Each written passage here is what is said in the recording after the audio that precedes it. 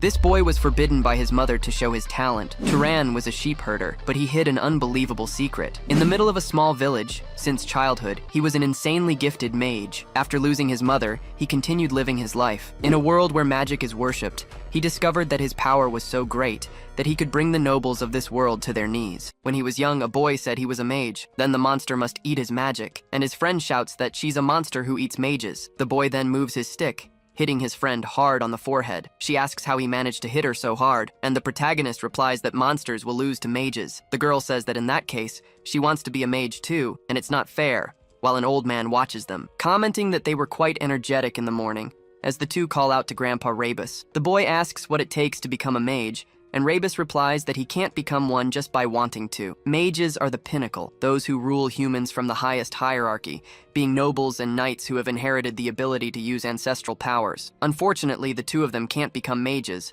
but a man questions how the elder could say such a thing to a child. But he wants to know if it's true anyway, and Rebus turns around questioning. The man says he heard another monster had appeared. Rebus replies that it's true. They say Rob came through the entrance last night. His whole body was covered in a black shadow, and it was a leopard the size of a house. But they shouldn't worry because the village chief went to the city to ask a mage for help. He'll definitely bring one back, and the monster will be subjugated. A mother touches her daughter's head, saying that for now, they can't go into the forest. They must also be careful because without a mage, taking a monster's life is practically impossible. The man asks if all the villagers know, and Rebus confirms, but the villager wants to know about him, the shepherd on Mount Hizaril, Turan, who was lying with his head on a sheep. The young man looks up at the sky, resting. He thinks that this is really boring. The same landscape every day. The same day over and over again. He says at this rate, he'll forget how to speak. Rebus appears and calls him a pathetic brat, because the sun hasn't even started to set, and he's already slacking off. Turan says he's blocking the sunlight, and his grandfather replies that he's rude. And he still resents him for that incident, but the protagonist asks about it, saying he must be talking about when his mother lost her life and he tried to sell her sheep. But yes, he still resents him for it, since he's not generous enough to share his mother's inheritance. They aren't close enough for greetings, so the old man can say what he wants and get lost. Rebus shouts that he's a little shit. Turan stares at him coldly and asks what he said. Rebus turns around,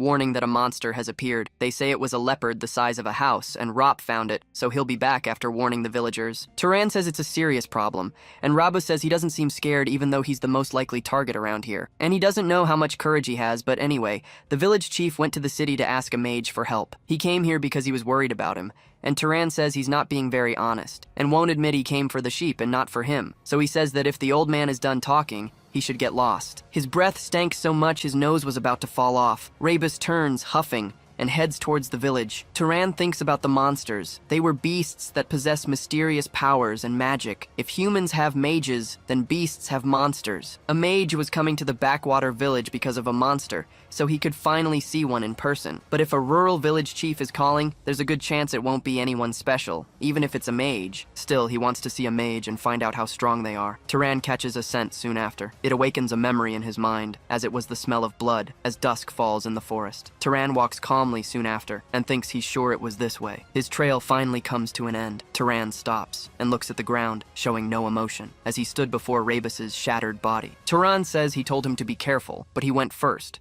and thinks that the source of the blood smell was him, apparently. This wound couldn't have been made by a normal animal. It was definitely a monster. A growing pressure hits Turan's body. A paw with an eye on it approaches them. The leopard stands before the protagonist. Turan just turns to face it. Keeping his hands in his pockets, he wonders how strong a monster is. At home, a child wants to know if it's true that not even adults can defeat a monster, and his father tells him they are insanely strong. If normal adults like him went up against one, not even a bone would be left. The boy asks what will happen to their village now, but his father tells him not to worry, since the village chief will bring a mage and subjugate the monster. The boy asks if the mage won't lose and if he will punish the monster. His father confirms, as they are great beings born with magic in their bodies. They can take a monster's life with a single word. Turan continues to stare at the monster without reacting, but then he opens his mouth, using the word execute, and the leopard is thrown far away. The monster is surprised. The energy emanating from Turan was strange. The young man Taran wonders if it didn't work. The leopard charges at him once more, so the protagonist uses the word for it to stop. The leopard stops its leap mid-air. Taran says he knew execute wouldn't work, but that stop isn't fully effective either. The leopard charges him again, grinding its teeth. Taran had moved to the other side. He says that in that case, he takes a stone from inside his jacket. Taran says a shepherd must do what a shepherd does. The leopard then charges toward him. The protagonist uses harden to reinforce the stone. Then he throws it into his sling. His eye begins to glow gold,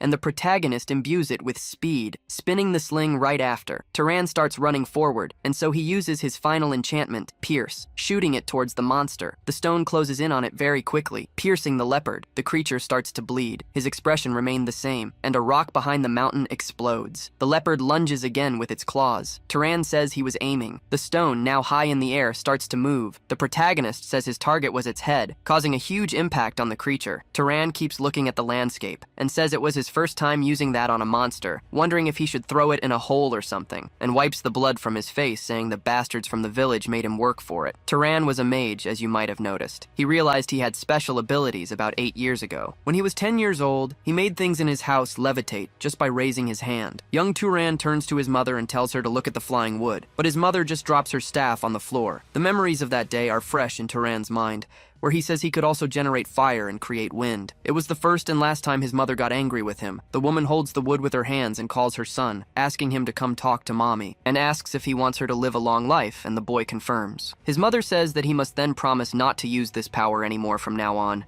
He can never use it in front of other people again. Taran asks why, and his mother wants to know if he remembers the story of the noblewoman and the knight. The protagonist says he remembers clearly. They call people with special powers mages, whether they are nobles or knights. But these two are different. Nobles are descendants of divine beings, the Freyans, who came down from the sky to save the ancient humans. Knights are descendants of nobles with mixed bloodlines. His mother says yes, and it seems he remembers. That's why nobles and knights are treated differently, even among mages. And she's about to tell him why he can't use this power. Taran inherited the powers of his father, a knight, and there are many evil nobles outside this city, nobles who treat knights like slaves. So he must remember this. No one can know that he is a mage. She asks him to promise. And just like that, 8 years passed. Taran continued to keep his mother's promise. The promise will not be broken. He has no desire to reveal himself as a mage, or to come down from the mountain. Later, Taran hears a noise at his house. Someone is banging on the door, shouting his name and telling him to come out. Taran then opens his door. The men stare at him coldly. Taran yawns as he summarizes what they said. They had accused him of taking Rabas's life. The man grabs his shirt and calls him shameless, because he injured old Rabas and left him to be eaten by monsters. Taran remains expressionless, saying he knows why the man wants to frame him. The village's oldest man died alone. Instead of the young men who were afraid of the monster, he understands why they think this is the best way out. It was the easiest way to shift the blame from themselves to him. The man lunges forward with his fist.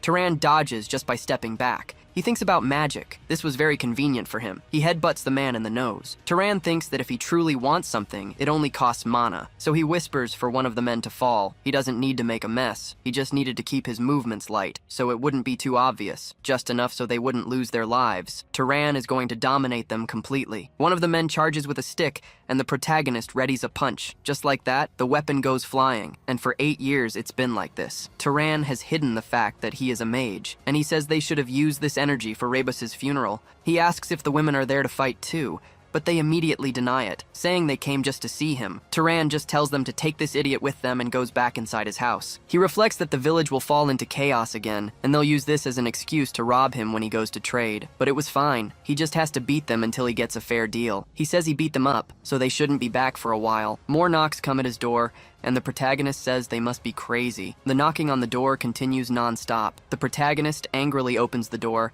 asking who it is and if they really want to die. But it was a man he didn't know. He apologizes and says he thought he could ask for a favor, but it seems he's come at a bad time. Taran thinks he's a traveler, so he apologizes and explains that some unpleasant people were just there a moment ago. He reflects that his mother taught him manners, but wonders if he did the right thing, since he's never treated anyone from this pathetic village well. Anyway, he was a traveler with a sword in this remote village, so he says, if you're looking for a tavern, but he cuts himself off and sighs, asking the man to come into his house. Some time passes, and he prepares a meal. He says he's not in a great situation, so there isn't much. The man replies that this is a banquet, banquet, but he surprised him, as he'd never met anyone from outside the village. Turan confirms this. He was born and raised on this mountain, living as a shepherd. It was rare for this village to have tourists. The man then looks at him, noticing he was drinking politely. He then says it's interesting. For someone who grew up here as a shepherd, he has good manners. His parents raised him well. Turan says he learned from his mother, and she passed away a few years ago from an illness. The man replies that she raised a fine son like him and is surely with the gods in a celestial palace. He thanks him again, while Turan thinks he's only living the way his mother taught him, but he wants to know what the man wants in this village. The man replies that he was asked a favor. They were looking for someone to deal with a monster leopard or something like that, introducing himself as a mage. Turan says he must be the mage their elder was talking about, and the man confirms it. He asks if he can ask something, because he senses a monster in the area but doesn't see one. What's stranger is that Turan knows about the village elder and the monster, yet he seems calm and composed. If the monster wanted a human, it would go after him. He asks if he isn't afraid. He seems too brave for a shepherd who's never left town, wanting to know who he really is. 8 years ago, Turan asks why no one can know he's a mage. His mother tells him it's because of the evil nobles. If nobles are shepherds like them, then knights are like the sheep. They might treat you with love, like family, but they can also sell or sacrifice you if necessary. She doesn't want that kind of life for her son, and he must want to keep living with his mommy. So he must remember that no one can know he's a mage, especially other mages, because if they find out, they'll separate them and turn the protagonist into a disposable sheep. To avoid being discovered, he might even have to take lives. The man asks why he isn't answering. His expression then turns serious. Then he says, "If you make a face like that, my joke gets boring." Turan thinks about it being a joke. He then apologizes, saying he doesn't have a good sense of humor. The man says no, he should be the one to apologize, as he thinks he scared him. Turan explains it was his first time hearing a joke about mages, so he was caught off guard. The man says his reaction was so great that he took the joke too far. Stopping to think, he realizes they haven't properly met. He says it's a pleasure and extends his hand. His name is Kiorn, and he's a nomad. Turan apologizes, saying he should have introduced himself earlier. He's a shepherd, and so he tells him his name. Some time passes, and he says he's turning 18 this year. Kiorn says he'll be 75. The protagonist says he doesn't look that old, and the man explains that mages age slower than normal people and live longer. Turan asks how he became a nomad. Kiorn says that after serving the Arabian family for 60 years, he left. He wanted to wander from place to place without stopping, chatting innocently with such a good person. He never realized it could be so much fun. Kiorn comments that it's getting late. Turan agrees, not even realizing the sun was rising. So, the mage decides he should go. This is an Arabian silver, the purest silver coin. It should cover the price of the meal. Turan says he'll accept it and hopes his hunt is successful. Kiorn tells him not to act like they'll never see each other again. He might visit more often if he's passing by. Outside the house, the sheep continue to scatter and graze. Turan uses the command for them to gather. The sheep raise their heads, following his command and moving toward him. The protagonist thinks it's the first time he's met another mage, but beyond that, he wonders how long it's been since he had such a good conversation. The lightness and humor in his speech were more natural than any adult he had ever met in his life. He was truly a good person. Turan had always thought that knights were just emotionless hunting dogs used by arrogant nobles. Anyway, he wonders how he's going to tell him that there are no more monsters on Mount Hisaril. Kiorn wanders through the forest, thinking this is strange. There are signs of a battle, but he can't sense any monster's presence. He wonders if the monster has already been hunted, and who the hell hunted it, or if the village chief called another mage besides him. Either way, it's a relief. If someone took the monster's life and things are fine,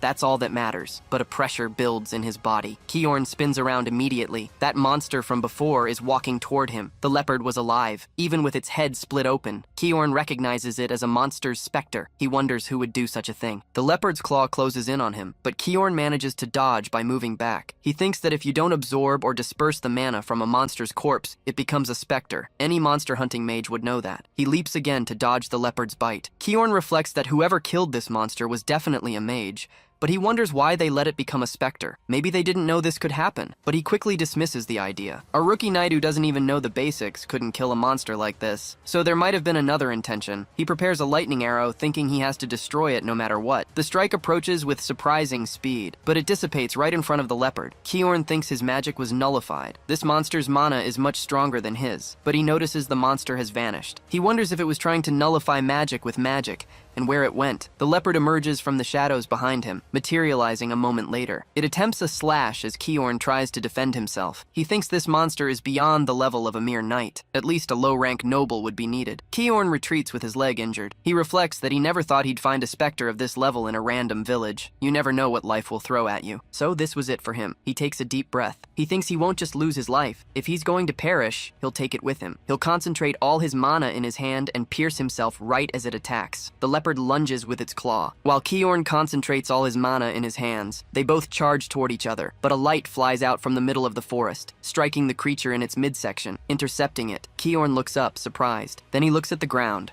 where half the creature has been destroyed. Turan asks if he's okay. Kiorn says a shepherd's joke was pretty good too. As the protagonist approaches him, Kiorn says, "So you're a mage," and asks why he didn't tell him. But he changes his question, wanting to know why he helped since he could have just left. Turan begins to answer him. Last night, with the wolf's body on the table, the protagonist had asked why he was going to such lengths, because he doesn't know what the village chief promised, but with his skills, he could easily make a lot more money. Kiorn replies that he pities the people, living on the frontier, trembling in fear with no protection. A mage, by nature, is someone who inherited the power of a god, so they should live with pride and protect helpless commoners. But not every mage thinks like him, and everyone has their own thoughts and way of life. Turan cracks a smile, asking if he didn't just say that everyone has their own way of life. The leopard tries another strike and they both retreat. Kiorn tells him to be careful, as they can't handle this monster. It's impossible to fight it unless you're a noble. They must report this to the village chief to help with the evacuation, because he'll hold it off here for as long as he can, thinking that he spoke with conviction, but he doesn't know how long he'll last. Turan replies that it's fine. If that last attack hit, then we're good. Kiorn wonders if that attack wasn't even his full strength. A young knight hiding in the mountains can hunt a specter that would trouble nobles. This was the thought of the veteran knight, Kiorn. What he was seeing now wasn't just a connection he'd made in a rural village, nor was it the courage of a young knight who had fled from the nobles. This scene before his eyes could be the beginning of a mage who would turn the world upside down. And Turan says he's always been curious about his own limits. Stones begin to levitate around him. Kiorn says he won't let him do it. No matter how amazing his talent might be, this opponent is strong. They have to join forces. But the leopard lunges with its claw. However, a strike is launched, intercepting the monster. Kiorn thinks, no, now I'm just in the way. I couldn't even react to that last attack. He's useless. What he needs to do now is to ensure the flourishing of Turan's talent, who unleashes an insane spell against the monster. The protagonist says, "This is crap, because it's not working at all." He dodges a strike. Kiorn says he can't kill a specter with physical attacks. The protagonist retreats, wondering how to execute it. Then Kiorn tells him to try using fire, or electric-type powers. An arc of fire forms just above the leopard. Turan says it's not working, and Kiorn replies that's not the point. To apply a mage's power to another living being, establishing a good causality is a basic requirement. Maybe he doesn't even know the basics of magic. Then he has a hypothesis. He wonders if it was him who killed the monster and let it become a specter. And if so, that means Turan has never absorbed mana in his life. Shouting for him not just to make the fire, but to shoot it afterward while thinking, he's already this strong, Turan backs away from the monster's attacks, creating pure fire in his hand. Kiorn thinks that for a mage, lighting a fire shouldn't be hard, but controlling it requires separate training. However, the protagonist was able to do it immediately. Turan plants his feet firmly on the ground, launching the spell toward the creature. The monster begins to burn. Then it runs forward, out of control. Kiorn shouts for him to stay focused. He has to keep feeding mana into the fire so it doesn't go out. He needs to burn the entire specter. Turan continues to watch the spell with focus. Thus, he completely carbonizes the specter. Kiorn thinks, looks like we've won. This specter was very strong. Normally, the power of a noble would be needed in this situation, but the protagonist defeated it. Turan asks if it's over for good, and Kiorn keeps thinking that he was just a simple mountain shepherd with so much talent. Kiorn says that if he doesn't want to encounter another specter, he must absorb the mana first. The protagonist asks how to do that. Kiorn tells him to imagine he's draining something. Turan closes his eyes to concentrate. Green energy begins to seep out of the monster, flowing toward the protagonist's hand. Turan opens his eyes a moment later. His mana circuits are filled with the mana, and so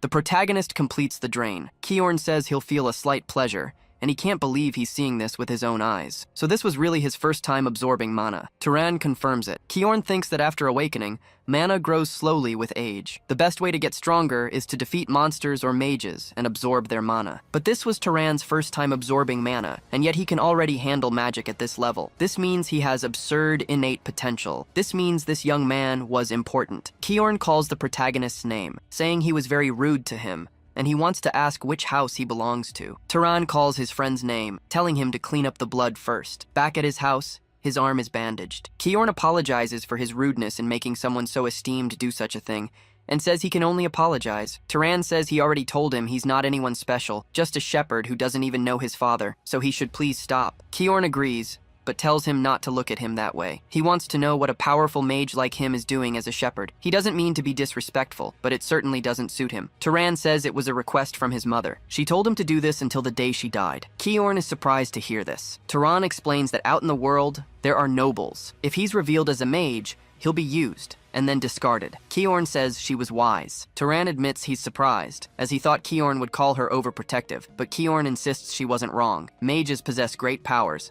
and that inevitably attracts conflict. About 20 years ago, there was a great war between two major noble houses. It was a war between his own House of Arabian and the great House of Zahar, where many people lost their lives. Out of roughly 3,000 knights from Arabian, nearly 1,000 died. That was almost a third of them. Sadly, everyone close to him was in that third. His friend Denver said he'd open a laundry shop after the war ended. His teacher, Hartman, said he still had so much to learn. And his beloved family was defeated by House Zahar, but he survived. That's why his mother was right, in a way. A knight's life can vanish much faster than a commoner's, but one thing she was wrong about was his aptitude. It's embarrassing to say this in his current state, but he is a very skilled knight. Yet Turan easily destroyed the specter that even he couldn't defeat. His potential isn't merely that of a knight. At the very least, it's on the level of nobles, and among them, his aptitude is top tier. Turan mentions his mother said his father was a knight and asks if that was a lie. Kiorn replies that there are cases where a noble is born to knights. In that sense, he thinks it would be best for him to leave this mountain and explore the world, because we humans are more than just knights and nobles, and we are not yet the masters of this world. He apologizes, saying he keeps forgetting that Turan doesn't know much about magic. A lineage ability is a trait that nobles inherit from their ancestors, the Freyans. Whether or not someone has such an ability is what separates nobles from knights. He asks if there were any spells that seemed incredibly easy, or a time he used an incredible magic or skill that didn't even seem to require mana to activate. Turan says it's not that he's strong. Kiorn replies that just by having mana, a mage's abilities become powerful. Turan says he has a good sense of smell and is good at throwing rocks. The teacher says that if his sense of smell is exceptionally good, it could be a lineage ability. Being skilled with thrown weapons is one of the characteristics of House Arabian, but it's a very common one. The protagonist asks him to tell him more. Sometime later, Kiorn says he understands. Turan asks why he's acting this way. The teacher says he thinks he knows which house is responsible for his abilities. Turan asks which house it was. Kiorn says it was a great house, known as the Pursuers or the Hunters, the House of Zahar, the one that fought in the war against the House of Arabian. The protagonist is devastated to hear this. He mentally repeats the words, the Great House of Zahar. He wonders if Kiorn is saying he's from the same bloodline as his enemies. He wonders what to say, if he should apologize for the actions of relatives he never even met. Kiorn then calls out to Turan, telling him not to worry. He didn't even participate in the war. Turan tries to argue, saying, but the teacher interrupts. He explains it was a matter for adults, and if they try to wash away blood with blood, the war will be eternal. Turan asks if he doesn't regret telling him to explore the world. Kiorn says that if he leaves the mountain and seeks power, he'll inevitably join the Zahar family, since he possesses extraordinary abilities. But he trusts him anyway. He was talking about the kindness in him since he saved him, even though it meant revealing an identity he had hidden his whole life. If someone like him reaches the top, maybe he can prevent a terrible war like that from happening again, but they don't have to talk about that, and it's not like he has decided to join the Zahar family or anything. Turan says his thoughts are very clear. He wants to try leaving the mountain. Kiorn says he's given it good thought. The protagonist clarifies that he doesn't mean right now. He'll leave when Kiorn's wound has healed. Kiorn calls him kind, saying he's just a little scratched up. He adds that Turan really is a good person. Inside the house, he explains that to use magic, one needs mana, which is why it's often called the key to omnipotence. The protagonist repeats the last phrase. Kiorn says it's not quite like the name suggests, but to use magic, you need mana that matches it. Turan asks what the standard is for mana to match magic. Kiorn says he'll explain now. The difficulty of mana is determined by 3 factors. First is lineage, second is affinity, and the third is causality. The first is determined by the lineage you were born into, which applies to most nobles who aren't knights. For example, it would be difficult for him to heal wounds with magic, but for those of the Ravista lineage from the south, it's something they can do without even training. That is the power of a lineage. Turan asks about affinity. Kiorn says he can also think of it as familiarity. It's the concept that a mage can perform certain tasks easily. Turan says he made the fireball by thinking of it as throwing a rock. Kiorn agrees immediately, saying that if he had made simpler flames, it wouldn't have achieved that speed or power. And the last and most important factor is causality, which even he doesn't fully understand. He asks what would happen if he tried to take his life directly using mana. Turan says some light would shine from his head. Kiorn confirms this is the phenomenon that occurs from a lack of causality. When there is no proper cause and the goal is too difficult,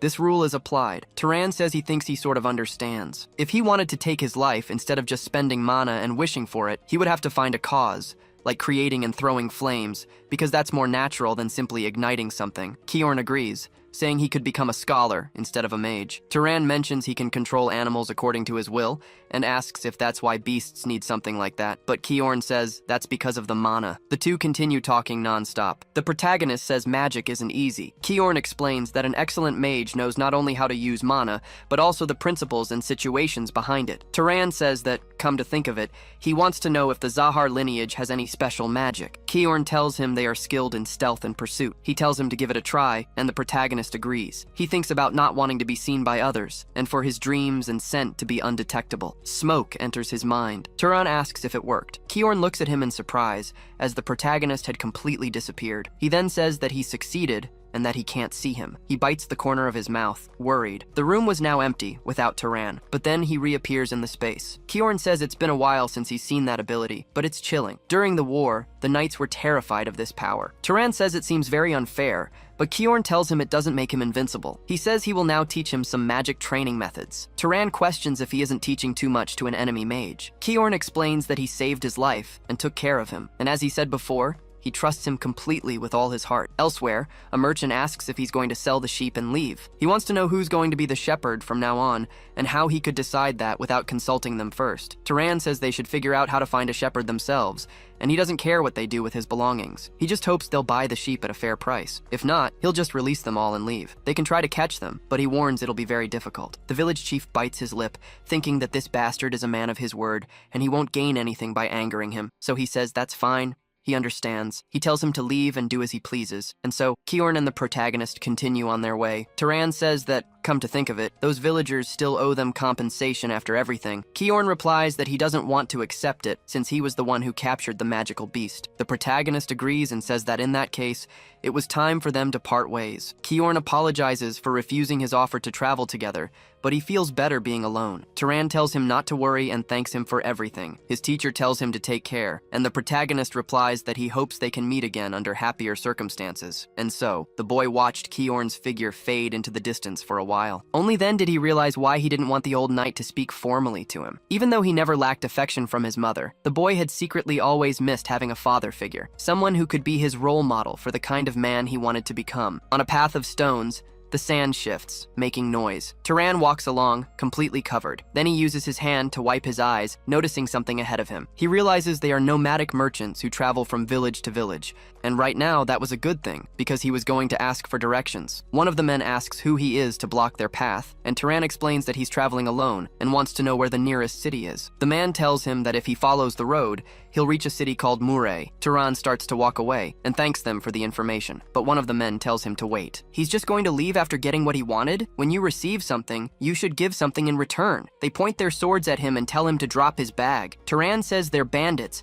and the merchants ask what if they are. They'll call him careless since they're in a desert where no one would ever find his body. He should take off his backpack and leave while they're being nice. Killing him and stripping his clothes would be a lot of unnecessary work. Turan says he understands. They were bandits who even take people's lives. When he was at home with Turan and had produced fire magic above the cup, Kiorn had picked it up right away. Turan says he'll have to use them to practice his magic. The bandits burst out laughing, saying this lunatic was talking as if he were a mage. Turan then moves his hand, using wind magic to throw them away. He thought that instead of generating wind from the air, forming it with his hand and amplifying it used far less mana. He didn't know he could form such a strong wind with so little mana, and the bandits wonder what the hell that was. The protagonist opens his gourd and takes out a little water, creating a small ice stake. He points the magic at his opponents. The bandits' faces fill with fear, and so they are pierced by the magic. Turan thinks that this was supposed to be a useful spell when there's a lot of water nearby, but to be honest, just throwing rocks seems faster and stronger. The bandit says they didn't know he was a mage and begs for forgiveness, just this once. He says they'll give him anything he wants if he spares them, but other bandits advance from behind. Turan moves his foot, raising stakes that pierce the ones at his back. That bandit thinks it's impossible. They're all lifeless. Turan says he's only going to ask one thing, and the bandit says he'll answer anything. The protagonist asks why they attacked without a plan, since any traveler could be a mage. The man says it was because he bowed his head. Even when they spoke rudely to him,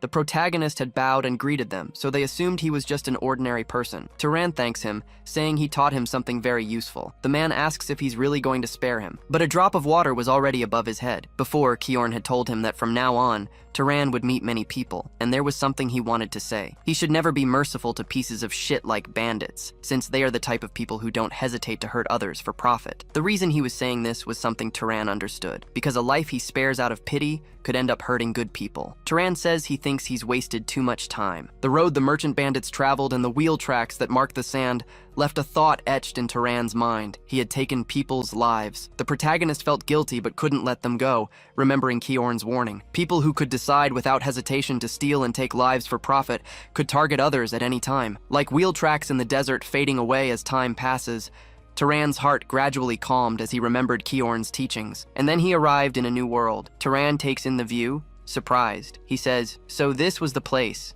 The small city of Murray. Some people walk through the city. Turan thinks it's the first time he's seen so many people at once. Even the architecture was completely different compared to the village. Now it really felt like he was in a city. He then says, 'Excuse me,' to a fruit vendor. The man asks what he can do for him, and Turan explains he's not a customer. Kiorn had said that if he ever arrived in a city and needed to rest, he should look for a tavern, as there's usually always one around. The man tells him that if he's not buying fruit, he should leave. Turan wonders why he was so rude, and if there was some hidden rule in cities where you had to buy fruit before asking questions. So he asks how much it is, and the merchant says it's 2 dupit. He looks like a foreigner, so he might not know what that is, but paying with other coins was also valid. Turan hands over a coin and asks where he can find a tavern. The man tells him to go down the street, and behind the cloak shop, he'll see a blue roof. That place was the biggest tavern in the city. Lena, the tavern employee, welcomes him. She says he's a handsome customer, and Turan asks how much a night costs. She replies that it's 16 dupe, and the protagonist says he'll stay. More importantly, there's something he wants to ask. He wants to know if there are any monsters nearby with a bounty,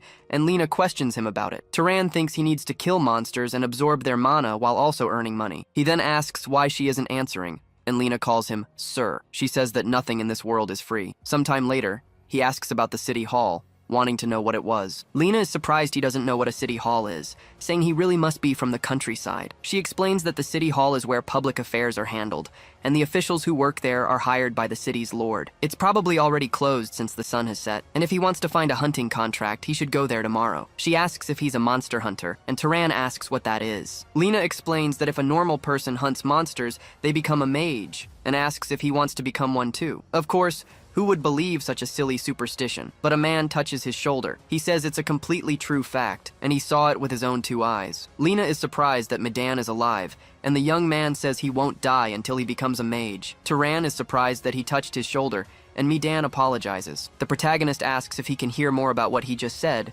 and Medan asks if he means about becoming a mage. Mages get stronger by hunting monsters, and by the same principle, if a normal person defeats a monster, they become a mage. The 4 of them were hunting monsters to become mages. Turan asks if this means there's a mage among them, but the boys deny it, saying that in this city there's only the Lord and his 3 mages. But they want to know if he hunts monsters, since his equipment is so bad. Turan says he has a weapon and shows them the bag. Medan points out it's a well-used slingshot. The protagonist explains it was good for shooting something the size of an egg, and Medan says it's good for hunting monster rabbits and foxes. Actually, they were going to say they need another marksman and want to know if he's interested in hunting with them. A smile spreads across Turan's face. He then refuses but thanks them, thinking there's no reason to hunt with them. It was a pretty chaotic day. He still can't believe he actually left the village. He wonders what's going to happen now, but a noise catches his attention. He questions who's at the door. Remembering Kiorn's words, he knows he must stay alert, even in a cave. The city wasn't safe. He must never let his guard down. Turan prepares a spell in his hand, then calmly opens the door, but he's surprised by what happens next. Lena asks if he was sleeping. She thought he might be cold, so she came to warm him up a bit. Turan asks what she means as the girl lets her hair down. She says it's exactly what it looks like. For a small amount of money,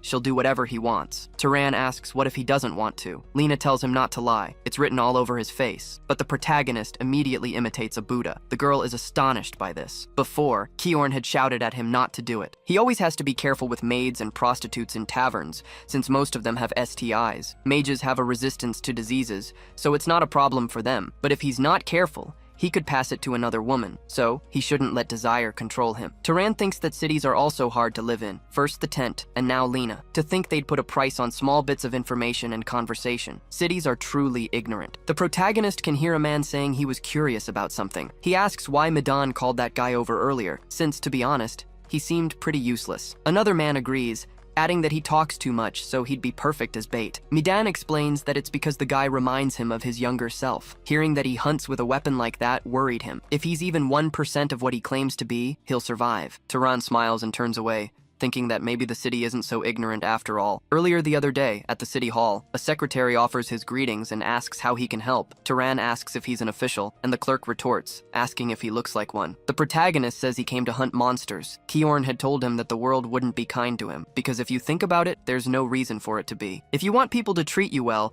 the method was simple. You must reveal you're a mage, and then normal people would treat you like a deity. The protagonist picks up a poster. The secretary tells him to look at it and put it back. Turan asks about a crow monster, and the secretary snaps back, asking if it looks like a cat to him. It was unlikely, but if he kills the monster, he must bring the corpse back to the city. If a mage doesn't disperse it with mana, it becomes a specter. If he kills the monster and abandons the body, it's a crime, and he'll be executed. Turan thinks to himself that he knows this, and he also knows what happens when a monster becomes a specter. He can't repeat that mistake. He then asks if knights don't hunt monsters, but the secretary says they don't have the spare time. The job of knights is to maintain public order in the city. Hunting monsters was for delinquents like him to handle. He says as Turan leaves that it looks like another body will be rotting outside the city, but the crow lies lifeless. Turan hands it over with just a hole in its chest. The secretary says it's impossible and asks how. He was able to bring it back so quickly, and did he kill it alone? The protagonist confirms it. He wants to know how to get the reward, and the other secretary says they'll give it to him. He thanks him for the hard work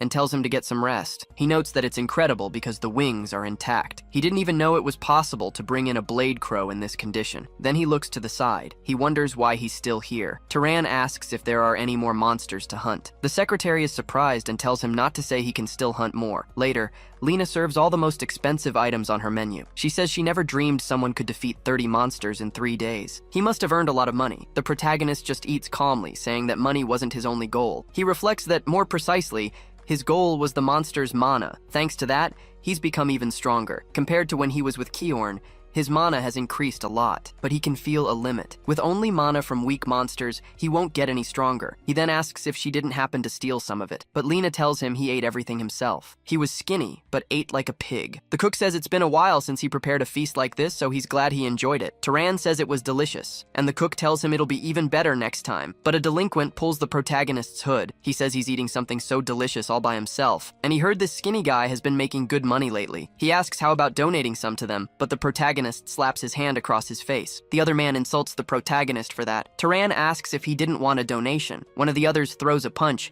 but the protagonist just dodges it, striking him in the face with his elbow. One of the bandits grabs a stool and runs at him, but Turan blocks it with his hand, preparing to flick him on the forehead.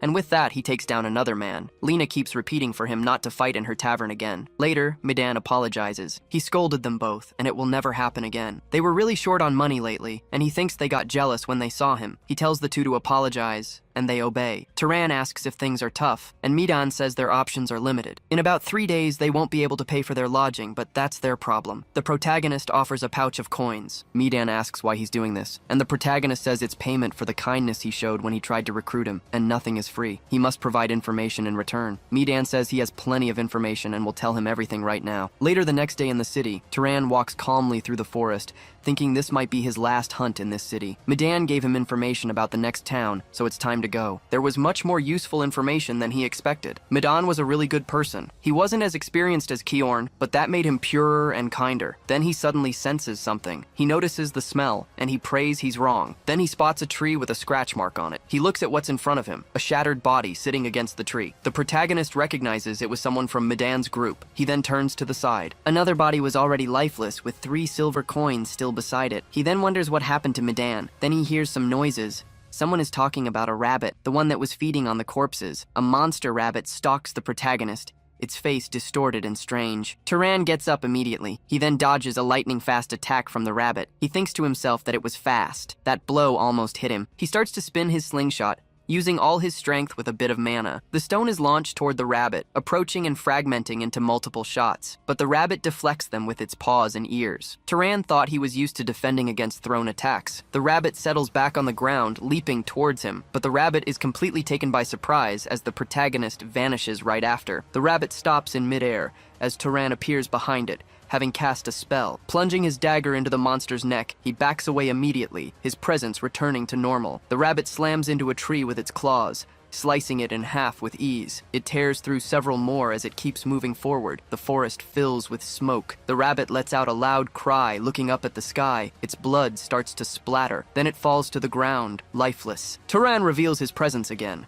approaching the monstrous creature's corpse. Then he points his hand towards it, draining its mana with ease. Turan thought the amount of mana he was absorbing felt different. It was more than the leopard he'd encountered before. A voice says he can't believe it, that he was actually a mage. Turan agrees, and the man asks why he was hiding his identity. Turan asks if they have family to pass their belongings to, but the man says no, calling his boss's name. Midan had told him there's a big city nearby called Orem, and it has a library. Turan asks what that is, and Midan explains it has thousands of books. The moment he said books, Turan seemed more interested, but he'd heard not everyone was allowed in. So Turan asks how to enter. Midan says that apparently only mages can, and Turan says he's decided. He's going to the city they mentioned. Turan says Midan's name, looking down, hoping he'll be happy there. Then Turan gets into a line. He felt almost embarrassed for being so impressed by the small town of Murray. The great city of Orem was on another level. He didn't expect so many people to be trying to get into the city, and they were inspecting for wanted criminals. As expected of a large city,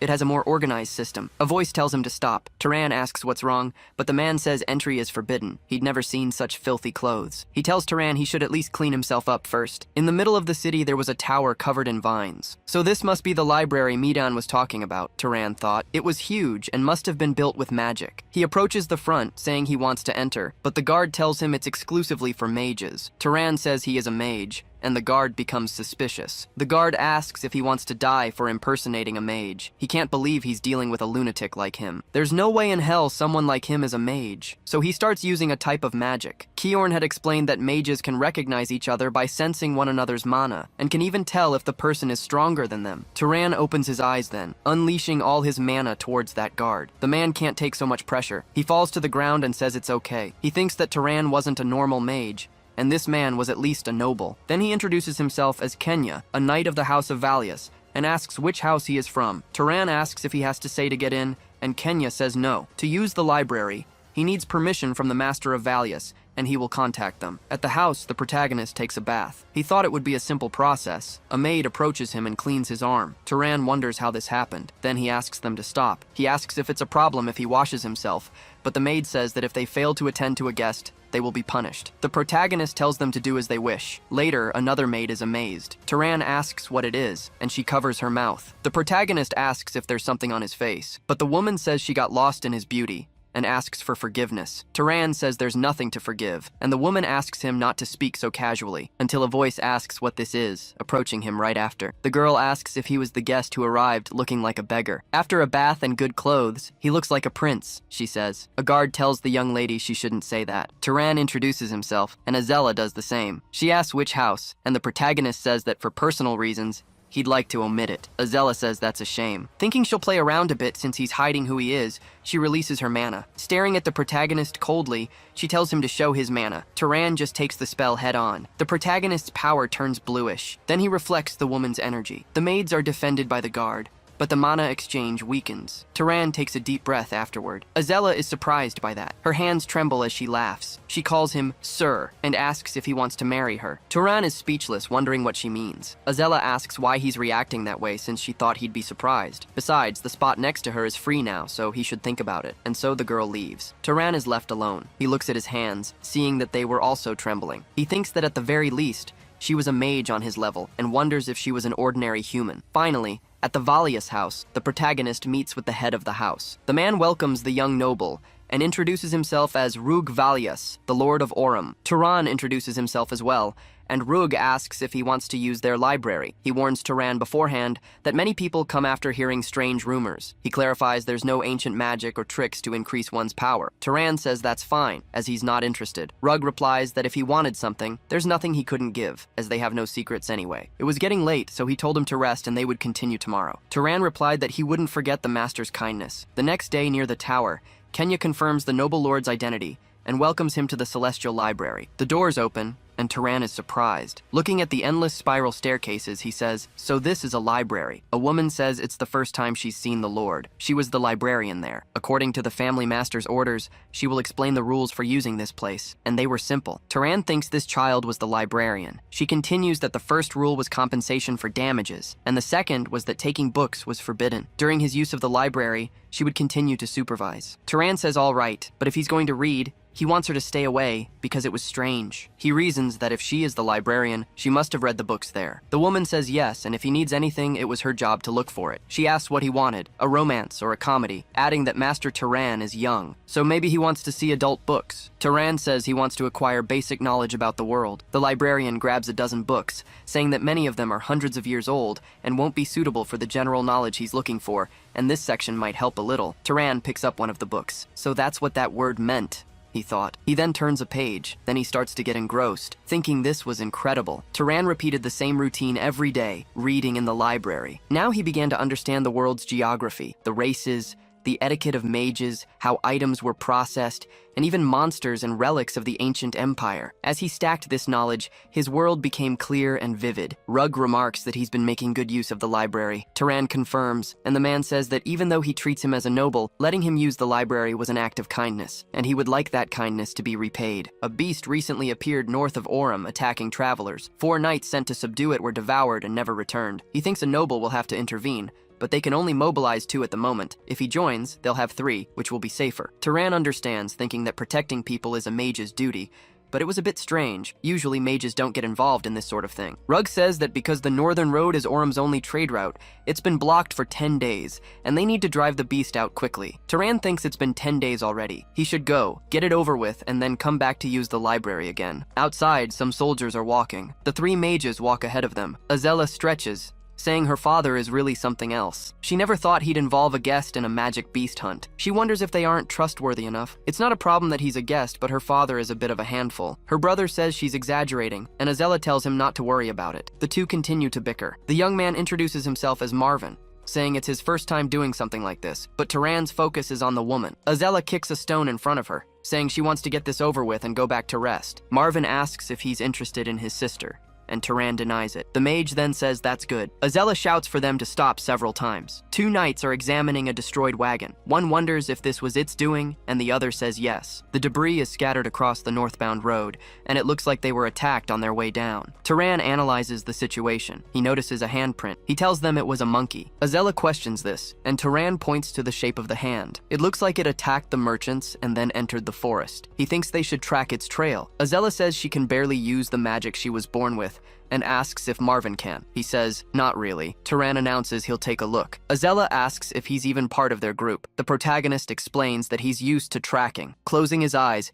he uses his exploration magic. Something draws his consciousness. A scent begins to guide him through the forest. Turan points, saying it's that way. The monkey had stopped at a stream. It seems it took a bath. Azella wonders if a beast would wash itself to cover its tracks. Turan says it probably just washed itself because it felt like it. But he smells an even stronger scent, warning that it's behind them. An immense gorilla appears behind the knights. It then grabs some rocks. A bearded man shouts for them to be careful, while other knights are hit by stone fragments. Turan jumps to the side. Then he looks down, puzzled. A knight is lifeless. Azella had used them as a shield. She then throws the 2 bodies back. Turan thinks that his mother's words weren't wrong. Azella shouts for them to attack. The knights charge toward the gorilla. Azella shouts to chase the fleeing monster, saying it's too fast. Turan quickly readies his slingshot. The woman keeps ordering everyone to go after it. Suddenly, a stone flies past her side, startling the girl with its sonic speed. The stone pierces the gorilla. Azella and Marvin turn around. Turan continues to spin his slingshot, a smile spreading across his face. The gorilla falls shortly after. Azella prepares her magic,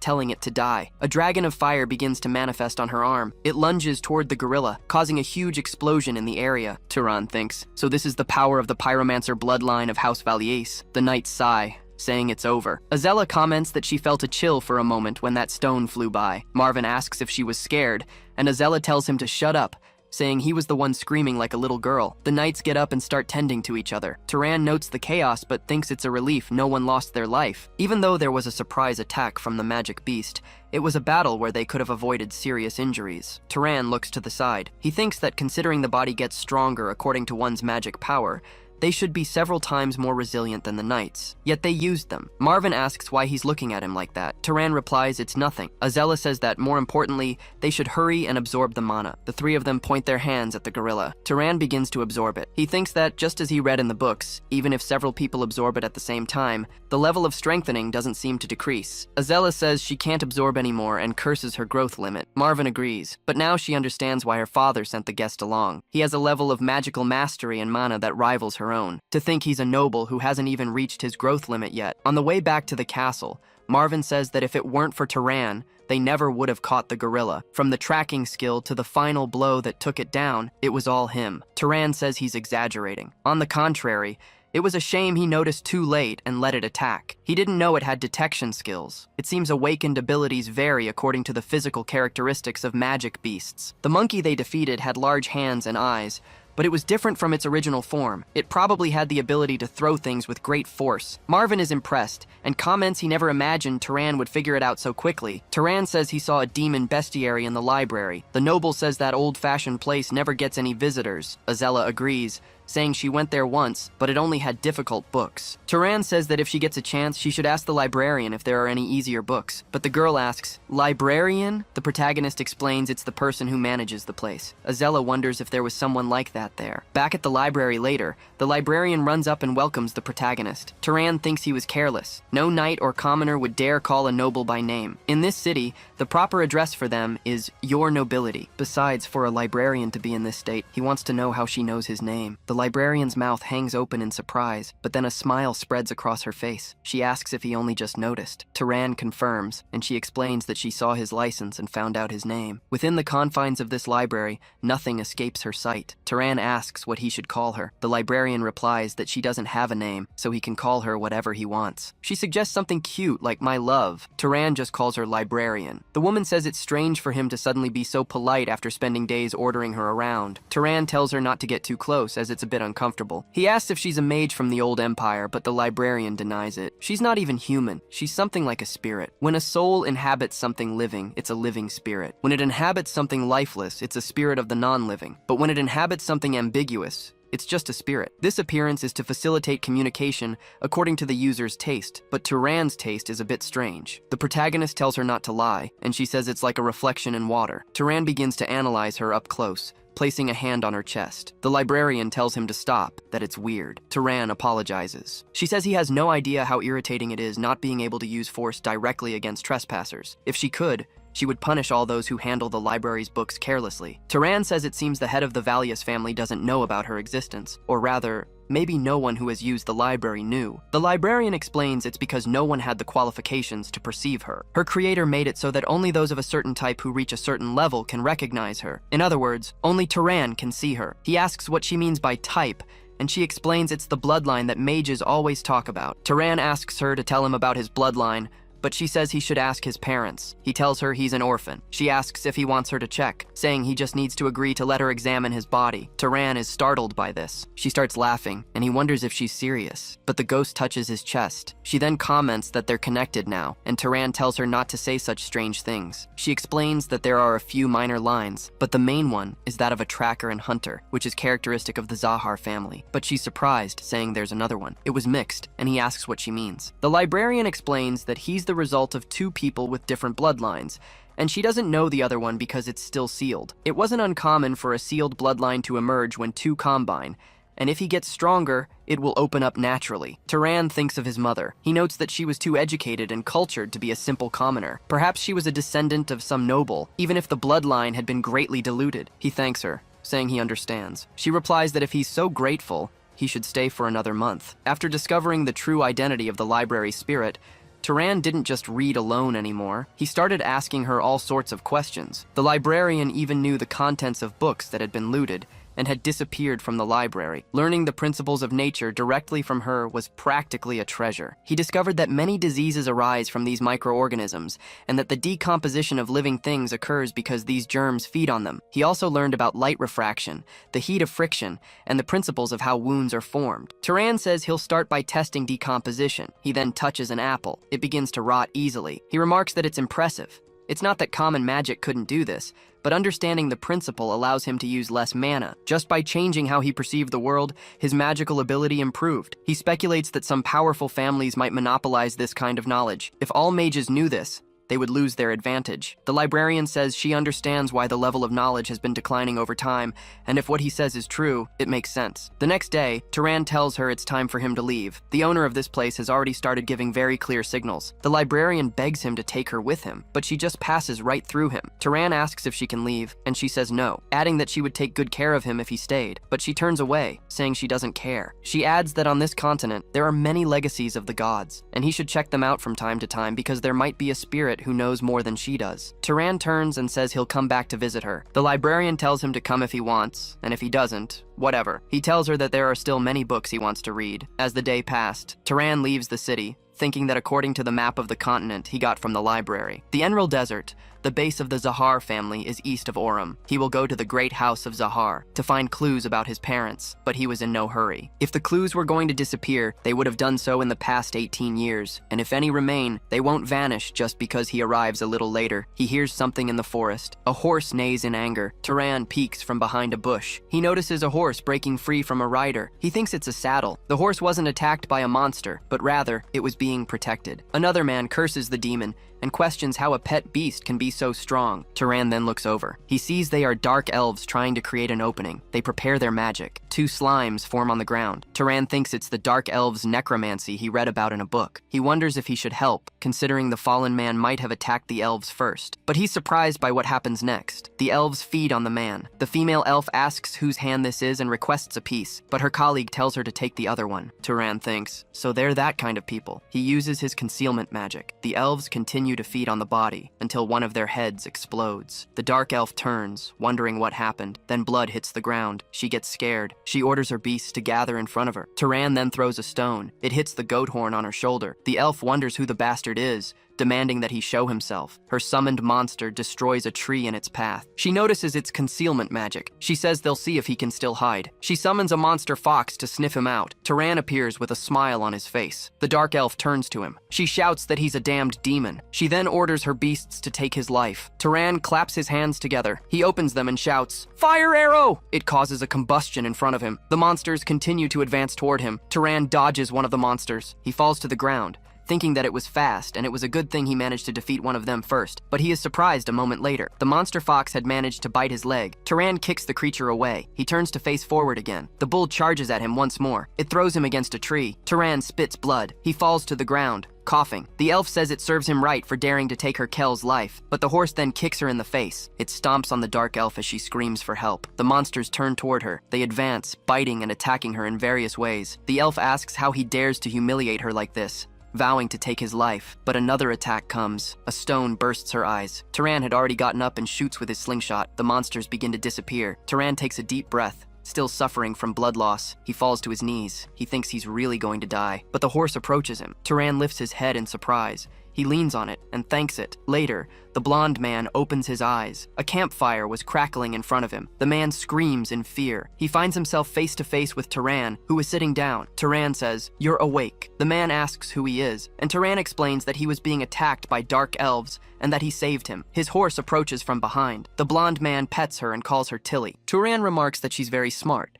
able to understand she needs to protect her owner and move to a safer location. The blonde man thanks him for saving his life, introducing himself as Aziz from the Burke family. Turan does the same. He asks if there was any reason for the conflict with the dark elves, but the blonde man says no, explaining that he was on a pilgrimage with his servants when they were suddenly attacked without provocation. He had heard that other races were violent, but he never imagined it would be to this extent. He then starts crying as he laments. He apologizes, saying he lost many people who were precious to him. Turan asks if they were his family, and Aziz says they were the knights and servants who had been with him on the pilgrimage since he was a child. Turan thinks he's a good person. He then asks how many elves attacked them, as he killed 2. Aziz says that was probably all of them. Turan uses scouting magic. He scans the entire forest. He thinks that there really are no more dark elves around. Aziz asks if he has any urgent business, and Turan says he's also on a pilgrimage. The blonde man says that for someone so strong, he's still on a pilgrimage, and asks if he happens to be the son of some great family. Turan says he's not that strong. He took one by surprise,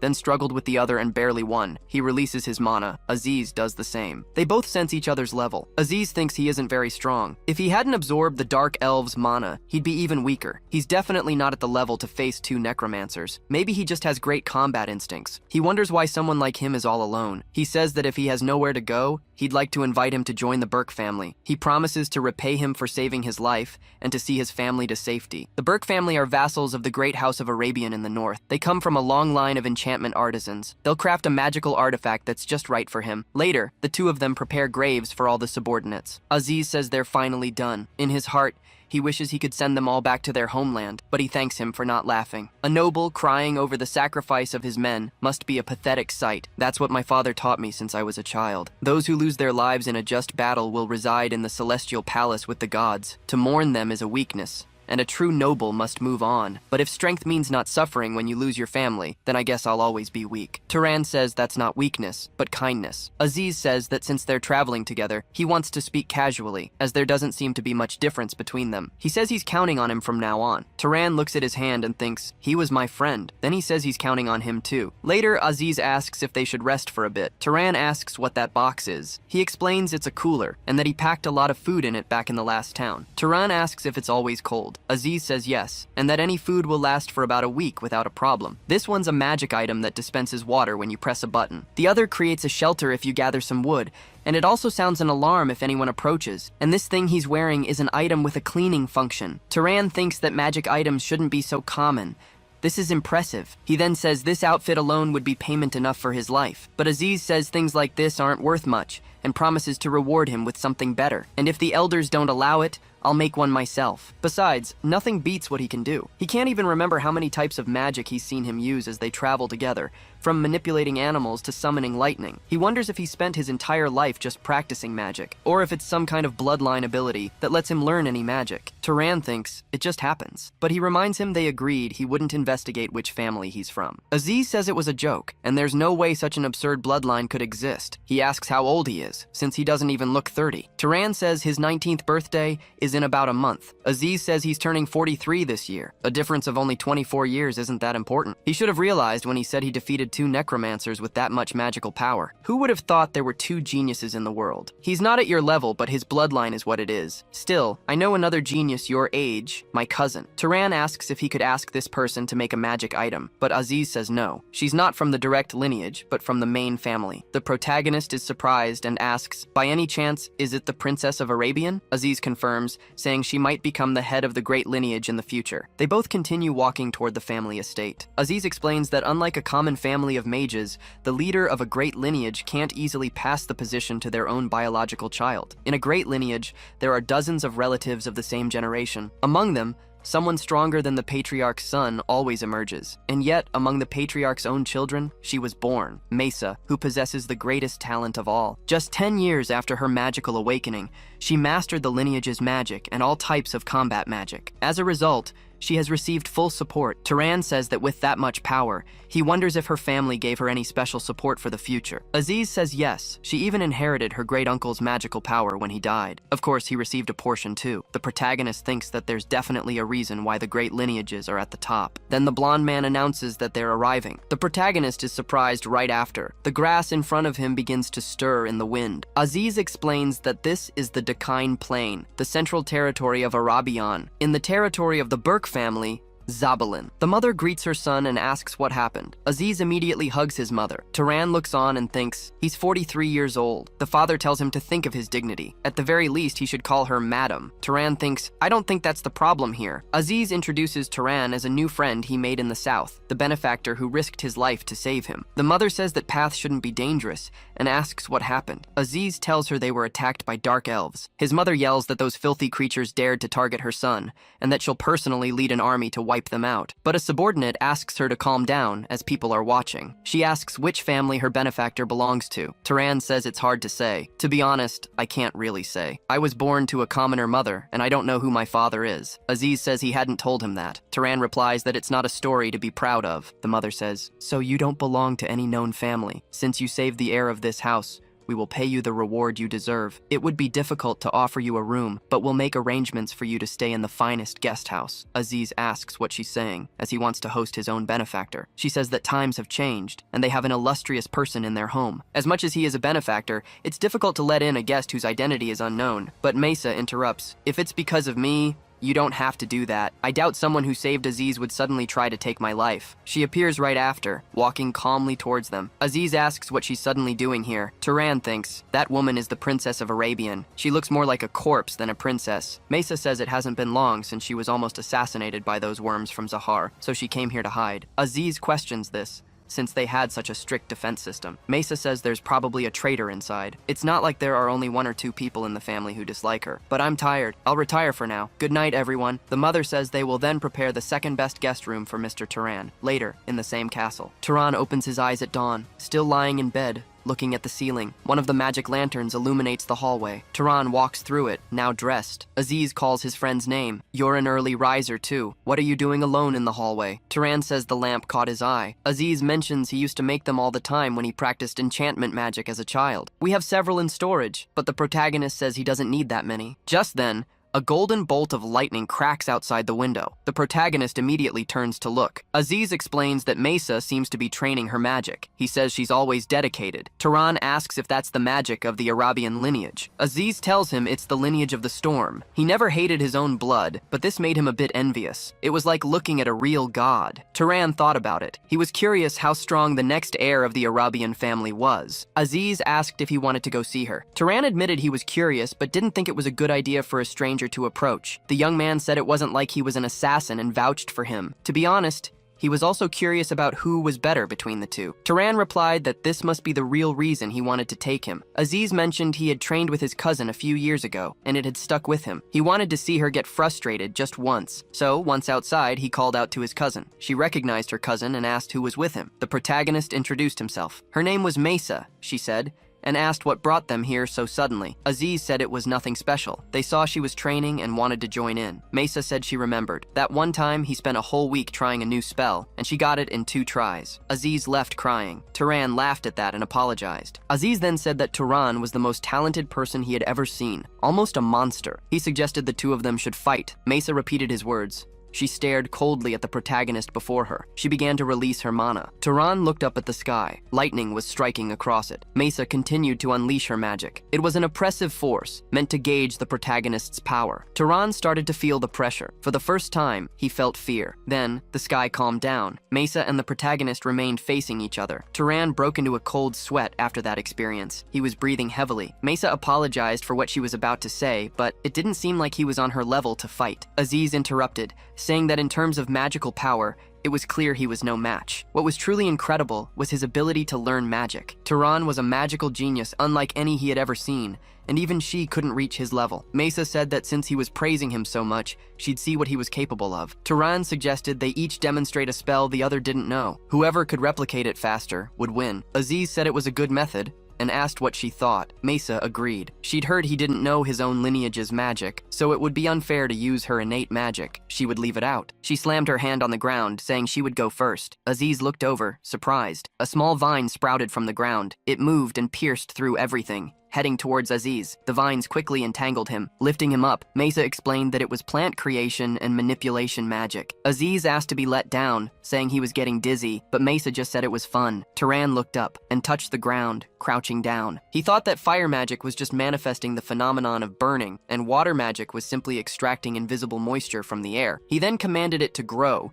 thinking that vines were the same. They were just seeds planted in the soil. In other words, it was just growth that began to move. Mesa was surprised by this. Aziz was too, his mouth hanging open. The girl said that by telling it to grow, it seemed he had discovered the true nature of the magic. She asked if he had seen it before, but Turan said no. Mesa admitted that Aziz was right for once, which was rare. Now it was his turn to propose the challenge. She would see what he could do. Turan thought that using Zahar's lineage magic would be asking to lose his own life, but then he noticed something. He pointed his hand towards a bush. Something started to rustle in there. A rat scurried out. Mesa asked if it was just animal control, and if that was all, but the protagonist said no. The rat was just the ingredient. His eyes began to glow with mana. The rat started to twitch from side to side. Then, its body rotted away. Mesa was shocked by this magic. Turan said he was ready. She said it was now her turn. She moved her finger. A rat walked towards her. Mesa picked it up. She channeled her mana into the rat, but her magic had no effect. She wondered how he did it. This wasn't a common spell. Aziz asked why he'd used such a disgusting spell. Turan said it was just the first thing that came to mind. He reflected on his suspicions. He wondered if even a family like the Arabians didn't know this magic. Aziz noted that it didn't seem to be working, and suggested giving the victory to Turan. Mesa told him to shut up. She believed she could do it. When using magic, the principle of causality was an extremely complex element. If the desired phenomenon was natural, and the user clearly understood its cause, the amount of mana required was appropriate. Among these factors, the ability to perceive the cause of a phenomenon was crucial, directly influencing the spell's success rate, and one way to compensate for a lack of understanding of causality was to invest a large amount of mana, overcoming inefficiency with sheer volume. So, Mesa kept repeating mentally, "Rot," while still alive. The rat began to follow the mental command. It rotted in the mage's hand. Aziz said that it worked. Mesa celebrated that it had worked. She'd done it, but her eyes lost their focus. Then she collapsed to the ground. Aziz asked what happened and told her to open her eyes. Turan wondered why. Did she use too much mana? People don't usually faint just from mana exhaustion. At most, she should just be exhausted, having lost the strength to support her own body. But then he noticed something. He looked at her hand and understood. He picked her up, asking if there were any mages with a healing lineage nearby. Aziz said no, so Turan told him to bring water, salt, and the adults. He thought about how light she was, almost confusing her for a lamb instead of a person. With the amount of mana she'd used, she shouldn't have even been able to stand. Later, in her room, Mesa regained consciousness. Her mother asked if she was all right, if she was awake. Mesa asked why she was there. Her mother explained that Aziz had told them she suddenly fainted while practicing magic with their guest. The girl looked down, dejected. Her aunt asked if that man had done something to her, saying they would observe him from a distance for now, but Mesa denied it. It wasn't his fault, just a small mistake on her part. She told them all to leave because her head was throbbing. Her mother said she had made some soup for her. She knew she didn't eat because of her magic, but she needed to think about her health and try to have a little. She then sighed deeply. Mesa thanked her aunt for her help. She looked down, a little sad. She turned to the soup on the table. She picked it up. The girl tried to take a spoonful. As she put the food in her mouth, a wave of nausea washed over her. Ghosts in her mind begged Mesa to save them, crying that it hurt so much. Startled, the girl dropped the bowl on the floor. Mesa clutched her head tightly. Then she covered her ears and shut her eyes. Later, in another part of the house, in the basement of the Beck family, the temple of the lame goddess, a man said that the doors and walls were solid, without any gaps, like muscles trained for hundreds of years. He should give up any thought of trying to break through and escape. Turan said he understood and wasn't even thinking about it. Haram commented that it was very solid, and the protagonist agreed. The guard approached and said it was extremely... The protagonist wondered if he was bragging, but then he looked to the side. Haram moved his sword, swinging it from top to bottom. Turan asks what he's doing, and Haram says he's training. He then swings his sword downward. He follows with a thrust and makes a diagonal slash. Turan thinks that there are no wasted movements, as each one is the minimal setup for the next attack. That's the efficiency of a trained body. Then he notices Haram looking at him. He asks if he was interrupting, but Haram denies it, asking what he saw in his training just now. Turan says he thought it was incredible. Haram says he gets it. Most nobles consider martial arts insignificant, because it's easier to attack from a distance, but in truth, their bodies are weak. Turan says that unless it's a combat bloodline like Hercules, focusing on magical power ends up being more efficient. But when facing trials, situations arise that you have to face, even if you want to avoid them. Haram hands him the sword, telling him to hold it. Turan asks if he wasn't arrested for being a suspect, and if it's okay to give him a weapon. But the man says it's just a piece of iron, and what makes it a sword is the body of the one holding it. Haram asks what Turan can do with this sword. Then he tells him to watch this. Turan puts mana into his sword stance. Haram shouts that's not it. He shouldn't use mana. He tells him to put more weight on his front leg and press down as if the earth were supporting his feet, correcting the rest of his posture. Turan agrees with all the knight's adjustments. Haram tells him to repeat it 10 times without stopping to breathe, breathing life into his muscles. It's a good vessel. If he can, he should find time to push this body to its limit. Mana is nothing but a trick, and mages think their physical abilities are guaranteed, but that's just the bare minimum their body possesses. A properly trained body can tear through the battlefield without the aid of mana, and Turan says he will burn this into his mind, but then he looks to the side. The family's matriarch approaches him, saying she was very rude and did something one shouldn't do to a benefactor. Turan says he is the one who should apologize, and as a guest, his conduct was inappropriate. The woman replies that Mesa would like to apologize to him and asks if he can make time. Later in her room, she says it was an inconvenience, as she heard he was held in the temple, and apologizes for causing unnecessary trouble. Turan says it was necessary, and more importantly, he's glad she's okay. Mesa says that regarding yesterday's magic that makes animals rot, she wants to know if it was from a bloodline, as the mana consumption was absurd. Turan denies it, saying that if she understands the principle, she can use it too. Mesa says that if he doesn't teach her the method, there's no proof it isn't bloodline magic, and the protagonist says it doesn't matter to him that he didn't win. She's surprised, and asks where that leaves her if it just ends like this. So they'll do this. He'll tell her the secret of this magic, and she'll teach him Arabian's secret technique. Turan agrees. And so the two begin to talk about magic. Mesa says, so it was biological enhancement magic, and he used invisible microorganisms. And just as she thought, she was using it without knowing, which is why her efficiency was poor. She lost because even though she managed it, it was through brute force. Turan says he considered that part of the bet, but Mesa replies it doesn't count, because when evaluating magical skill, an absurd amount of mana isn't included. She wonders if they could consider it a draw for Aziz's sake, since she doesn't want to see him getting cocky, and Turan agrees, but she needs to pay the price. Mesa shows him a brush and says this looks good. She then brushes her hair. She says that, as you can see, when objects rub against each other like this, a phenomenon occurs where they attract each other. Turan says that's static electricity. She's surprised he already knows. Then she says it's one of the deepest and most secret pieces of knowledge, and that she'll have to think of a better way to pay him. Until she can think of a proper compensation, she suggests they continue training together, and that this is just to pay off the debt. Turan says that sounds good, and they agree to meet every day at dusk in the garden. Later, at a banquet, a patriarch says it's not much, but he should eat plenty. Aziz asks why it's so extravagant, since there's more food than on his own birthday, and anyone would think the head of the family was visiting. Turan thinks this is no ordinary meal. The matriarch says, continuing their discussion, that she heard her son promised a powerful magical artifact as payment for his life. Turan confirms,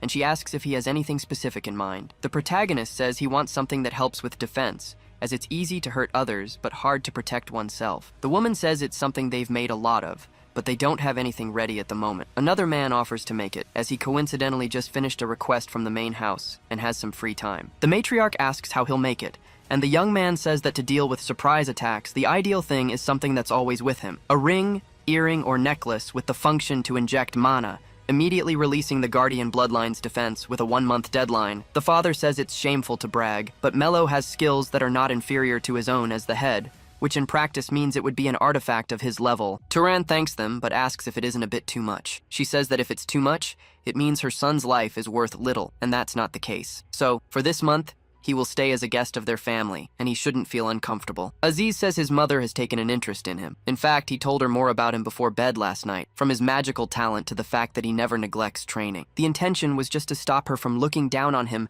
for being a wandering noble without support. Turan says that hearing all this, it sounds like she wants to recruit him into the family. Aziz agrees, because they shower people with benefits and then apply pressure to hook them by introducing a beautiful young woman. In fact, there are several adults in the family like that, but he shouldn't worry, as the artifact is just to win his favor. They won't force him to marry just because he accepted, and his mother isn't that shameless. He asks if he has anything to do right now, and Turan says he arranged to train with Mesa later. Aziz says they still have plenty of time then, and they're going to walk around town. Even though Zabalin isn't the capital, there's a lot to enjoy. He asks if he was planning on just staying locked in his room training magic all day, and Turan agrees. Aziz says life is too short not to enjoy it and drags him downtown. Later, in a casino, he tries to encourage the protagonist, explaining how it works to him. On another side of town, he shows him more. Turan then looks to the side, seeing a poster on the wall. Then he notices something different. That wanted man was Kiorn. He wonders if it could really be him. Elsewhere, a sword duel is taking place. A story says that around an ancient era, when the Arabian warriors set out into the desert, there was a knight named Kiorn. With divine help, he defeats the enemy after a difficult fight. Everyone applauds right after. Aziz asks if it was worth watching, and Turan confirms it was good, thinking that Kiorn was very humble to call himself a common knight, and if he ever meets him again, he'll ask if that story was really true. Later, the next day, the protagonist wakes up feeling a bit off, noticing Haram staring at him from his side. He then asks if he rested his body,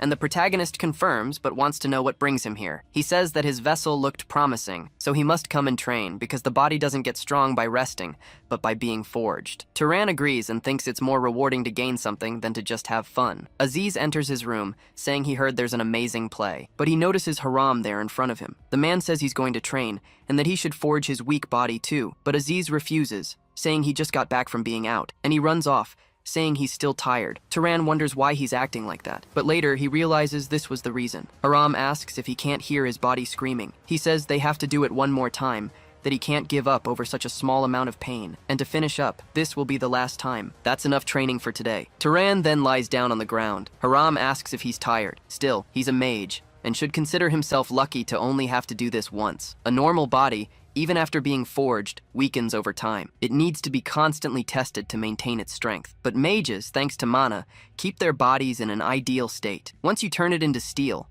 it doesn't weaken. He says that's enough rest for now. The protagonist gets up, saying no. But the man says he knows, because the body doesn't lie. And now, he's going to teach him weapon techniques and hand-to-hand combat. The Burke family's routine was extremely intense. Turan breathes heavily from the training. Haram explains this is a special space where the body becomes several times heavier than normal. If he hesitates, he'll be crushed. So in the morning, he trains with Haram. At dusk, he returns to the mansion and repeats his magic training with Mesa. And just like that, before he knew it, 3 weeks had passed. His blue lightning bolt hits a target on the wall. Turan thinks that he missed again. Mesa says that for someone like him, he's having unusual difficulty. The protagonist confirms it's because he's not from Arabian. The girl says in that case it's hard to help, as she's never thought of aiming that way, until a voice calls out for the young lady. A knight says, "There you are," and asks who this man is. Mesa tells him it's none of his business and asks what happened. She had told the main house not to approach while she was recovering. The knight reports that the head of the family has summoned her. Mesa demands to know what's going on, warning that if it's not important, he'll regret it. They said the Dark Elves have started a major offensive in the south. 3 cities have already fallen,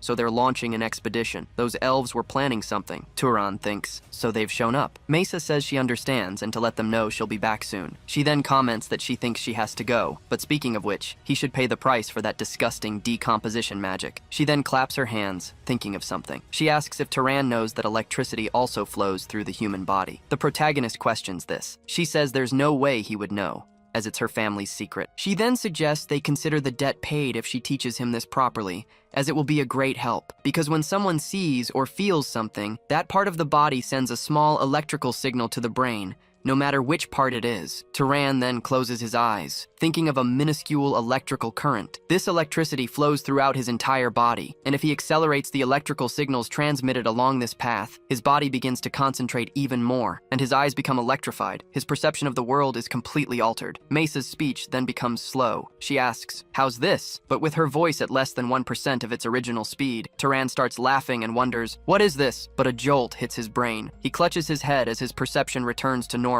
Mesa says it looks like he got it, and that it happened because he poured in mana recklessly. It'll probably be hard to adapt now because of the headache, but once he gets used to it, he'll be able to maintain it for a long time. Turan says it was valuable. Mesa jumps away right after, saying it's just an investment. Since he seems to have some talent, if he ends up learning something better in the future, she'll collect on the debt. And with that, she flies away. Turan watches in awe. The next day, a bird flies over the city. A crowd of knights gathers in the center of Morgan, the heart of the Dakine Plain. The civilians shout, "Glory to Arabian!" Aziz comments that it's just a departure ceremony, but it looks like a victory parade. He's surprised a moment later, waving at Mesa, who is on horseback. His father tells him to maintain the posture of a nobleman until they announce that the head of the family is entering. The man begins to walk. Turan thinks that person is the current head of House Arabian, Badal Arabian, who has several scars on his face. Turan says he doesn't look well, as he's pale, and asks about his health. Aziz replies that he heard rumors he was gravely injured fighting the head of House Zahar, but since it was a long time ago, maybe it's just old age. The head of the family extends his hand to the sky. All the civilians are then surprised as they look up at the sky. An immense black cloud takes over the area. Lightning starts to flash across the sky, causing a thunderstorm. Everyone then shouts, "Long live Arabian," Turan thinks, so this is their power. Even with his body in poor condition, he easily covers the land. This was the pinnacle of magic achieved by a human. One day he would also reach this point. Later, in another place, Mello hands him the bracelet. She says that just wearing it a little increases physical resistance, and if he injects mana, that level increases even more. At its limit, it reaches the level of nobles from a guardian bloodline. The mana consumption is high, so it's best not to use it for too long. Turan says this is an incredible treasure, and Mello says an item like this probably wouldn't be common even among the great families. The matriarch calls for Turan, asking if he has any interest in formally joining her family. Turan says it's an offer he's grateful for, but he thinks it would be difficult. The mother says she's heard the stories, that he's someone with much to do and would have a hard time settling in one place. Turan says he will never forget their hospitality and that the Burke family will be his friends forever. With that, he leaves the house. He is surprised a moment later as he comes face to face with Haram and Aziz. Haram tosses a dagger to him, explaining that it's a magical device without many functions, but it's sturdy and the blade is very sharp. The protagonist thanks him for it and calls him master. A smile spreads across Haram's face. He then runs off, embarrassed. Aziz places a cloak on the protagonist. Turan asks what it is,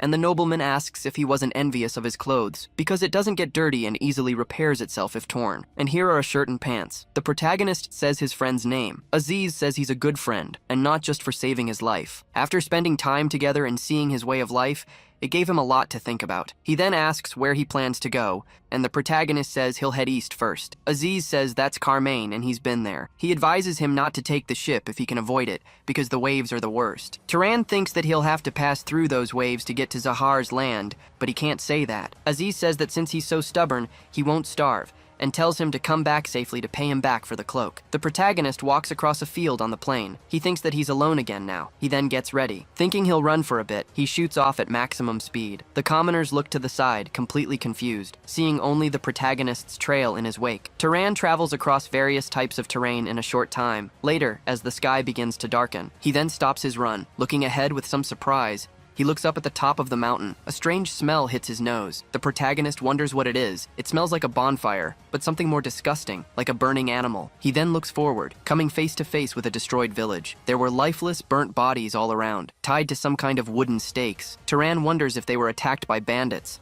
since the Dark Elves shouldn't have come this far. Then he looks to the side, surprised, seeing one house still standing. He goes inside, but there's nothing there, crouching in front of a hatch. He then grabs both handles, pulling with all his might. The protagonist is completely surprised, seeing a girl trembling in fear. She screams right after. Turan asks her to calm down, saying he's not an enemy and came to help. The girl asks if he's serious. The protagonist asks her to tell him what happened, but she tells him that the mage took everyone's lives, falling to the ground right after. Turan catches her in his arms and thinks that fortunately it's not serious. She must just be exhausted from being trapped in the basement for so long. First, I need to get this child to a safe place. Outside, an ice bow is pointed at him. They shout that they've found him. An army stands before him. The woman orders him to his knees, calling him a wretched murderer. She asks if the whole attack wasn't enough, that now he's even kidnapped a child. Another mage tells him not to move. Turan says it's a misunderstanding, but they shoot fire magic at him, causing an explosion in front of the house. The woman scolds Gil because there's a child there and he says it was an accident, but then she's surprised. A hand emerges from the smoke. The protagonist had stopped his magic with his bare hand. He thinks, I didn't think I'd have to use the artifact right away. Everyone is shocked that there isn't even a burn mark,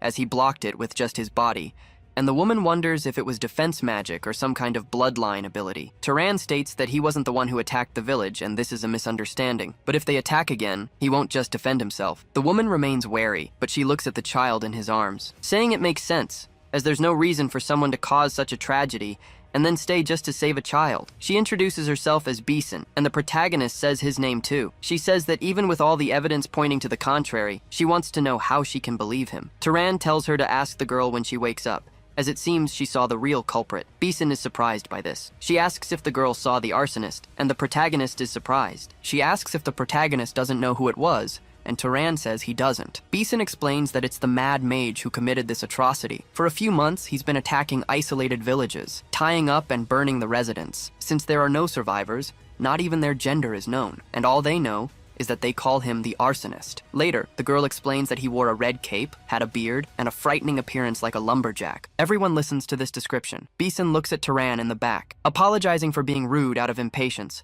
saying it was clearly a mistake to point her weapon at him. Taran thinks that even among nobles, there are those who let their sense of duty speak louder. Midan was an honest and good leader. Then he says that what matters is that she was worried about the child's health first. He asks why they came to capture the arsonist. Beeson says that since someone was in a place that had just been burned down, she thought they had caught him, but now they only have a description of the bastard, and they'll catch him soon because they have a tracker with them. Taran asks if they are from the Zahar family, and why they're in a place like this. Beeson says no, she's from the Carmane family of Abicha, and her friends are from vassal families. Asha was a descendant of someone who, in ancient times, mixed their blood with a noble from the Zahar family, manifesting it weakly with no talent for concealing it. More importantly, she has a request for Taran, asking if he can help hunt the arsonist, because they'll give him the full reward for the capture, or she can even yield part of her mana. What she needs is to earn merits. Taran asks if his power level is known, and Beeson says he's a noble-level mage. Among the villages he attacked, some were protected by several knights,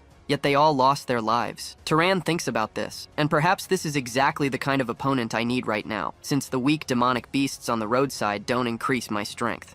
So, he accepts her offer. But first, they must leave the child in a safe place. He offers enough money to take care of the child until she grows up, and the man confirms. Taran says he will return in a few years to check. That man gets chills from this threat back in the burnt village. Asha closes her eyes, opening them again with her tracking bloodline ability. Beeson asks what she found, and Asha says they need to search a bit more. So they decide to move through the area. Amidst the tracks of footprints, some trees had peeled bark as well. Asha sniffs the air there. Taran asks how they are tracking him. She explains that she looked for human male footprints, and when they reached the road, she followed the scent of ashes, since if he hasn't changed clothes, there must be residue. Taran thinks she's quite professional.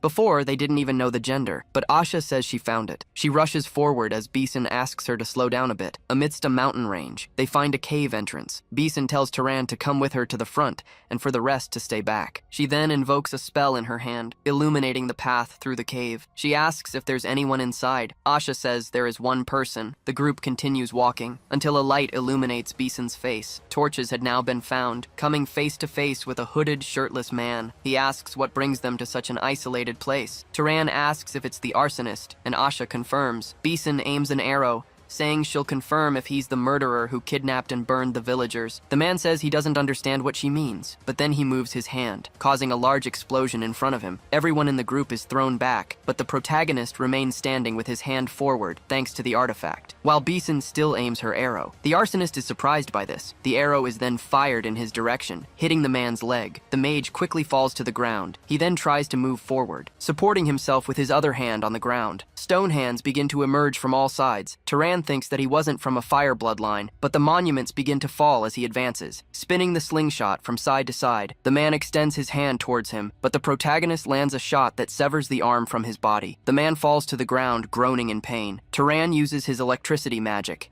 hitting the man once more. The arsonist starts to lose consciousness while screaming. Beeson is surprised by this, looking at the protagonist who had already subdued his opponent. She asks if he defeated him, and Taran says probably. Take care of this one. Please check on the others. He then extends his hand, which holds seeds, tossing them to the ground. They begin to bind the arsonist with vines. Taran thinks, I've sealed his sight and movements, so it's over. He then points his knife and tells him to wake up. The man tries to use magic from his mouth, but the protagonist intercepts him, saying if he releases any more mana, he'll take his life on the spot. The arsonist asks who they are and how they got there. Taran says he has his methods and wants to know if he is the arsonist. The man doesn't answer the question, so the protagonist stabs the knife into his thigh, demanding he answer why a rogue noble was burning the residents of this region. The arsonist says that God told him that by burning the flesh and souls of sinners, he could get closer to them. Beeson questions this hypothesis. The arsonist says God taught him the secret to obtaining the power of other bloodlines. Now, if he burns more humans, he will obtain the incendiary bloodline. Beeson says it's madness and asks how someone could obtain bloodlines like that. Taran says that committing so many murders for such a ridiculous reason was something that began to silence his mind with so much hatred. Thinking about what Midan said, that even ordinary people can obtain power by taking the lives of beasts, and he had seen several mages like that. The arsonist says he just needs to burn a few more, and then he'll have the power. Taran grabs his arm, thinking that perhaps he had discovered the secret of this world.